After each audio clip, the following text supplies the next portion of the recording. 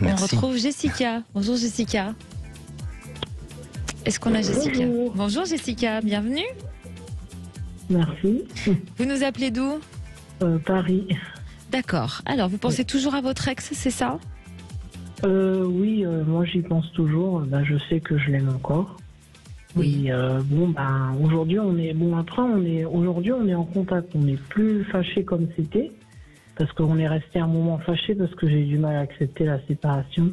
Ça a été brutal pour moi. Comment ça s'est passé, la séparation? Et c'est d'un coup, il m'a dit que voilà, il était perdu, qu'il fallait qu'il se retrouve, il savait plus où il en était. Enfin, il n'avait pas vraiment de mots au début pour m'expliquer les choses, donc en plus ça s'est fait par téléphone. Ah oui. Donc, oui, c'était pas le top. Bah oui, parce que j'habite Paris, moi, puis il est en Normandie. D'accord. Et donc on est resté un moment éloigné, parce que on n'arrivait pas à discuter. Je lui disais des choses désagréables, et puis on a juste contacté 1 ou 2 mois après, et les discussions ont commencé à s'apaiser, puis il a trouvé les mots petit à petit pour me dire que il se rendait compte que il y avait plein de choses qui lui revenaient, beaucoup de souvenirs d'elle, et puis quand j'étais venue dans la maison où ils étaient, où ils ont habité ensemble, il mélangeait les choses, il a mélangé les 2 relations, quoi. En fait, il n'a pas pris le temps de digérer sa séparation à lui avant d'attaquer avec moi. Sachant que j'étais amoureuse de lui, Et vous savez comment ça s'est passé exactement, sa séparation à lui, avec son ex? Oui, je sais, ils se sont séparés en réalité l'année dernière, parce que ça allait plus depuis un moment, il avait des excès de violence, bref, il y a eu plein de choses, et puis, et en fait, elle est jamais partie vraiment, elle est restée dans la maison avec lui pas mal, donc du coup, il n'a pas eu le temps de faire son deuil, mais seulement ça se passait toujours pas bien. Mhm. Et puis avec moi, il est venu me voir un jour sur un coup de tête, parce que avec elle, il se passait plus rien, donc il avait aussi des manques affectifs, des manques charnels, enfin voilà. Et puis avec moi, tout se passait bien, je lui ai donné tout ça, donc il a voulu, il a cru dans sa tête qu'il était passé à autre chose, et puis la réalité l'a rattrapé, quoi. Et il est toujours en contact avec son ex? Toujours, toujours. D'accord. Alors, Alexandre, selon vous, est-ce qu'un retour est possible et un avenir amoureux? Alors, un retour, je dirais oui et non, mais je sens toujours un lien, un contact entre vous. Et à la fois, je sens que même s'il y a eu une rupture physique, cette rupture n'est pas complètement faite.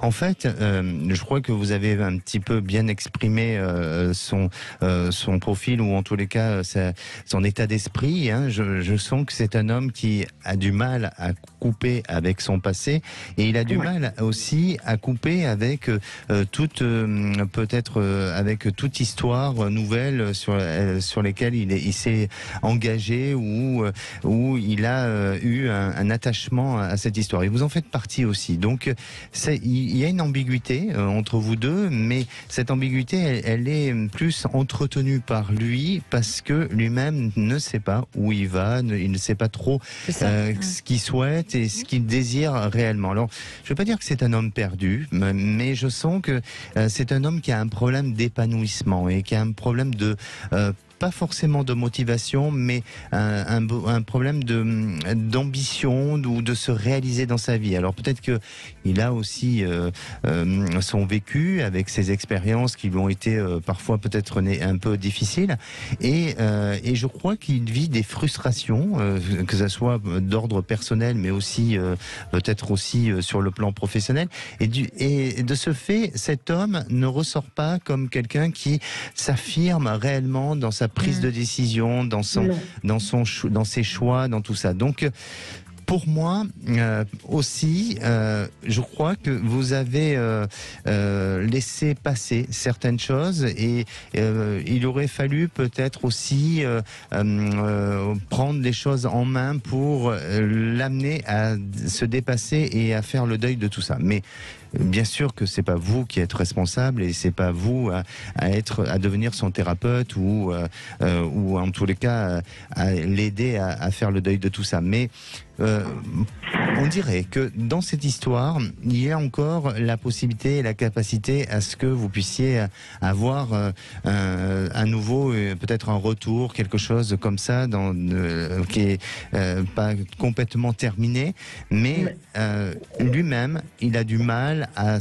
s'engager dans le futur et dans l'avenir. À cause de son passé. À cause de son passé et Oui, il est aussi. trop dans le passé, quoi. Ouais. Voilà, exactement. Et il s'est forgé une personnalité comme ça. Alexandre, est-ce que vous rejoignez, d'après votre ressenti, ce que disait Jessica, à savoir qu'il a certainement pas fait le deuil dans le sens où il s'est engagé trop vite avec Jessica avant d'avoir fait le deuil avec son ex. C'est important même pour tous nos auditeurs de prendre le temps de faire le deuil d'une histoire avant de s'engager dans une autre. Peut-être qu'après on risque que l'autre ne marche moins. Oui, effectivement. Alors, est-ce Oui, que... parce que en fait, on ne prend pas quelqu'un pour oublier une autre. Je pense que ça marche pas comme ça, quoi. Faut d'abord, il y a des étapes à franchir. Oui, ce qu'on appelle une relation pansement, hein, souvent. Voilà. Oui, oui. Alors après, il y a une différence entre le deuil et la notion. Le deuil, c'est l'acceptation d'une situation, d'un changement de cap, d'un autre mode de vie. Et puis parfois, et dans le cas de votre compagnon, je sens que c'est pas qu'une question de deuil, c'est aussi d'un attachement encore affectif. Et il veut pas se l'avouer, mais il est peut-être encore amoureux de son histoire. Et la différence est très subtile, voilà, en effet, d'accord. Voilà. Et c'est pour ça que parfois on pense qu'on n'a pas fait le deuil, mais tout simplement c'est qu'on ne se l'avoue pas, mais on est toujours dans un attachement amoureux, et on est toujours un peu amoureux de cette personne, mais on sait très bien qu'il n'y a pas d'avenir, donc on se refuse de dire que je suis de l'accepter. D'accord. Oui, d'accord. Et je sens que c'est un peu ça. Alors peut-être qu'ils ont leur raison entre son ex-compagne et lui, et peut-être que lui-même ne donne pas la véritable définition pourquoi cette histoire s'est arrêtée, mais je le sens encore être dans cette notion d'amour, d'attachement avec son ex. Et puis avec vous, Jessica, aussi.